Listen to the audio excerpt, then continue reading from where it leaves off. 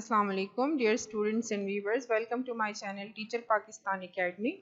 आज हम organisation and it's environment को पढ़ेंगे, जिसमें इंटरनल एनवायरनमेंट को डिस्कस करेंगे और साथ में एक्सटर्नल एनवायरनमेंट को डिस्कस करेंगे। सबसे पहले हम देखते हैं कि ऑर्गेनाइजेशन होती क्या है। An organisation is an entity such as a company, institution, association comprising one or more people and having a particular purpose। जिस ऑर्गेनाइजेशन एक ऐसी जगह को कहते हैं जहाँ पे लोग मिल बैठ के काम करते हैं और उनका एक स्पेसिफिक गोल होता है, एक स्पेसिफिक पर्पस होता है उनके वहाँ पे बैठ के काम करने का। ठीक है। Organisations can be a government और प्राइवेट। तो ऑर्गेनाइजेशन गवर्नमेंट भी हो सकती है और प्राइवेट भी हो सकती है। अब हम देखते हैं कि what is environment. The circumstances, objects और conditions by which the organisation is surrounded. जाहिर है इन्वायरमेंट हम कहते हैं माहौल को, तो ऑर्गेनाइजेशन का इन्वायरमेंट क्या होगा? वो सारे सेट ऑफ फोर्सेस जो कि सराउंड करते हैं उस इंडिविजुअल ऑर्गेनाइजेशन को। ठीक है, अभी आगे हम जाके डिटेल में पढ़ेंगे इस चीज़ को। What is organisational environment. अब ऑर्गेनाइजेशन के एस्पेक्ट से इन्वायरमेंट क्या चीज़ है? Organisation is not like an isolated island. It does not exist in a void, but it is rather in a state of constant interaction with various factors present in its environment। जो भी इसके माहौल में कुछ factors हैं, उन factors के साथ ये इंटरेक्ट कर रही होती है organisation. Organisation just like an individual, just like a person काम कर रही होती है, तो उसने माहौल में बहुत सारी चीज़ों को देखना होता है। These factors can be internal to the organization or can be externally related। हम चूंकि बात करेंगे इंटरनल इन्वायरमेंट पे और एक्सटर्नल इन्वायरमेंट पे। Organisational environment is not a homogeneous entity. जाहिर है चेंजेस आती रहती हैं, but represents a complex combination of large number of factors, each of which affects the organisation in its unique way. The nature of the environment determines the framework within which the organisation conducts its activities. अब हम देखते हैं कि environment में होता क्या है। तो बिजनेस के इन्वायरमेंट में दो मेन तरह के इन्वायरमेंट्स होते हैं, एक इंटरनल इन्वायरमेंट होता है और एक एक्सटर्नल। तो जैसे नाम से जाहिर है, इंटरनल इन्वायरमेंट क्या है? जो लोग ऑर्गेनाइजेशन के अंदर काम कर रहे हैं, लाइक एम्प्लॉयज हैं, शेयर होल्डर्स हैं, बोर्ड ऑफ डायरेक्टर्स हैं, या उस ऑर्गेनाइजेशन का कल्चर है। एक्सटर्नल इन्वायरमेंट क्या चीज़ है? अब एक्सटर्नल इन्वायरमेंट टू टाइप्स की होती हैं।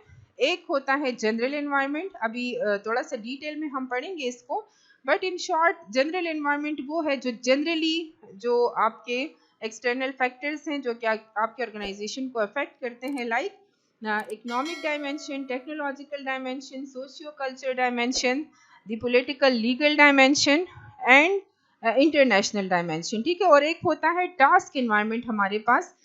टास्क इन्वायरमेंट में क्या चीज़ें शामिल हैं? लाइक कॉम्पिटिटर्स होते हैं, कस्टमर्स होते हैं, सप्लायर्स होते हैं, रेगुलेटर्स होते हैं और स्ट्रेटेजिक अलायंसेस जिनके साथ होती हैं, तो उसको कहा जाता है टास्क इन्वायरमेंट। टास्क यानी जहाँ पे आप काम कर रहे हैं, जिन लोगों के साथ आप काम कर रहे हैं। और जनरल इन्वायरमेंट वो होता है जो जनरली आपकी ऑर्गेनाइजेशन को अफेक्ट कर रहा होता है।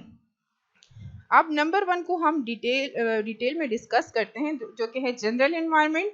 The general environment consists of interrelated forces that can be categorized into 4 elements। 4 basic elements हैं। वैसे तो a lot of elements हैं जो कि ऑर्गेनाइजेशन को अफेक्ट करते हैं, बट 4 को हम बेसिक लेते हैं। जैसे number 1 is economic environment, number 2 is socio culture environment, number 3 is political legal environment and number 4 is technological environment. दूसरा टास्क इन्वायरमेंट, जैसे मैंने आपसे कहा कि हम जिन लोगों के साथ हम बिजनेस कर रहे होते हैं, हम उन लोगों की बात करते हैं, जैसे customers, suppliers, competitors, financial institution यानी बैंक्स वगैरह जहाँ से हम लोन लेते हैं, क्रेडिट लेते हैं या क्रेडिट पे चीज़ें लेते हैं या लेटर ऑफ क्रेडिट वगैरह बनवाते हैं। बहुत सारी चीज़ें इससे रेलिवेंट होती हैं। साथ में गवर्नमेंट हो गया, मीडिया हो गया। तो ये हमारा जो है वो टास्क इन्वायरमेंट में ये चीज़ें सारी इंक्लूडेड हैं। अब इंटरनल इन्वायरमेंट के फैक्टर्स को हम थोड़ा सा डिटेल में पढ़ेंगे, just to give a touch. Employees क्या है? An employee someone who gets paid to work for a person और कंपनी। जो लोग ऑर्गेनाइजेशन के अंदर काम कर रहे हैं उनको एम्प्लॉयज कहा जाता है। शेयर होल्डर्स कौन है? A share holder is a person, company और institution that owns at least 1 share of the company stock और इन अ म्यूचुअल फंड। ठीक है। शेयर होल्डर कौन है? वो बेसिकली हम उसको ऑनर कह सकते हैं। ऑनर उस पार्ट का ऑनर जितने उसने शेयर्स जो हैं वो परचेज किए हुए हैं। साथ में होता है board of directors.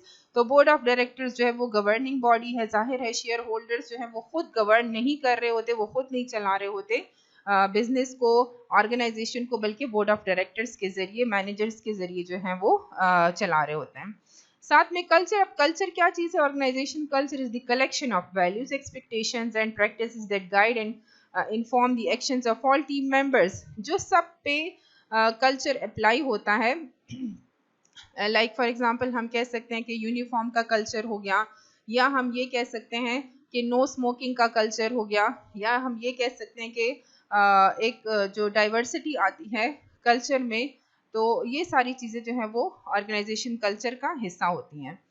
External environment पे थोड़ा सा डिटेल में बात करते हैं। तो एक्सटर्नल में जैसे मैंने आपसे कहा ना, 2 टाइप्स ऑफ एक्सटर्नल इन्वायरमेंट है। एक जनरल इन्वायरमेंट है, दूसरा टास्क इन्वायरमेंट है।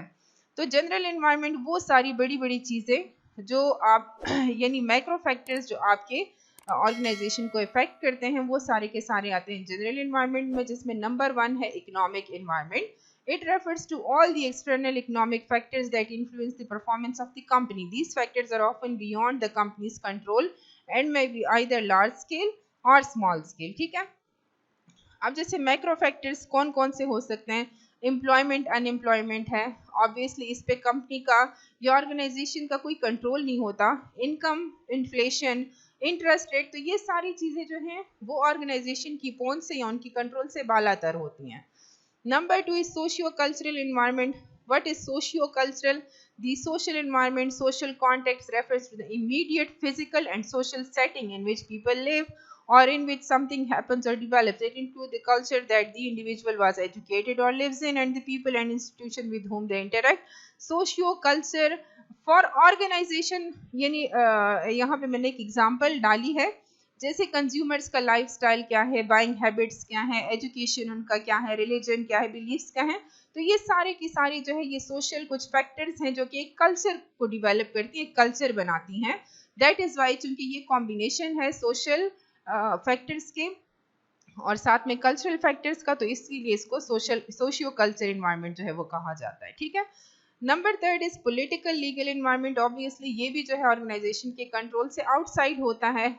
What is political legal environment? It's a combination of a lot of factors such as the current political party in power, the degree of politicization of trade and industry, the efficiency of the current government policies, current legal framework, and the public attitude towards the economy, etc. उसके बाद 4th factor है technological environment. Obviously वो सारी technology आपने देखनी होगी जो कि आपके प्रॉफिट्स को, आपकी इनकम को जो है वो इफेक्ट कर रही है। आप बिजनेस कैसे चलाएंगे, उसकी कॉस्ट क्या होगी, उसके इफेक्ट्स क्या होंगे आपके ऑर्गेनाइजेशन पे, तो ये सारी चीज़ें जो है वो देखनी होती हैं। और ये changes in technology effect how a company will do a business.